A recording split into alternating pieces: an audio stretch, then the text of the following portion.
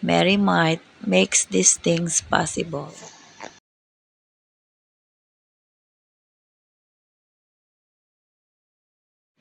Ang vlog na ito ay munting pasasalamat ko sa nakaraang taon. Sa lahat ng mga dumating na blessings at naging blessing sa akin sa pagpapatuloy ng aking tindahan. Hindi man kami ganon kalakasan tulad ng sa iba, but still thankful pa rin dahil tuloy-tuloy pa rin ang aming tindahan. Marami mang bumitaw, pero may mga pumalit at may mga dumadating pa rin. Sabi nga, when the other door closes, another door will open. Last year, masasabi ko ng big break na ang na-renovate ako ng Mary Mart. I feel so proud, lalo na pag may dumadating na sasakyan ng Mary Mart. Ako lang kasi ang Mary Mart supplier dito. Tunay ngang ang pagre-renovate ng Mary Mart sa aking tindahan ay isang life-changing opportunity. Kaya naman sobrang thankful ako.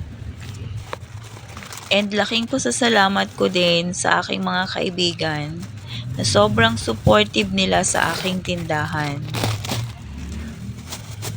We are so happy to announce na ang plastic ni Mary Mart ay nakarating pa sa Samar para sa early gift giving last Christmas at tulong na rin sa mga nasalanta ng baha.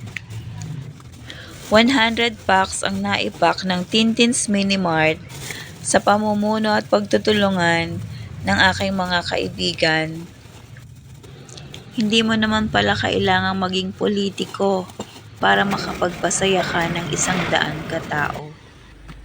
Yung usap-usap lang, then aaksyonan ng initiative ng isa, and sasang-ayunan ng nakararami. Kaya naman successful and nakakataba ng puso na may makita kang napasaya. Next year ulit ha! And lastly, super thankful din ako sa aking mga kumare na patuloy na nagtitiwala sa aming pagpapak ng kanilang Christmas and anniversary giveaway ng kanilang kumpanya. Ito na yung mga napak ko na 100 pieces. Ayan. Dito sa tindahan na ipak. Meron pa doon sa ilalim.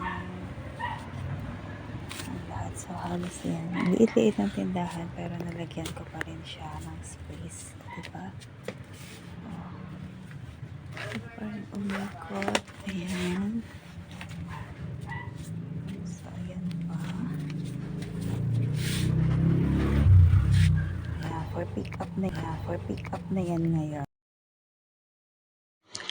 Muli, maraming salamat sa inyong lahat.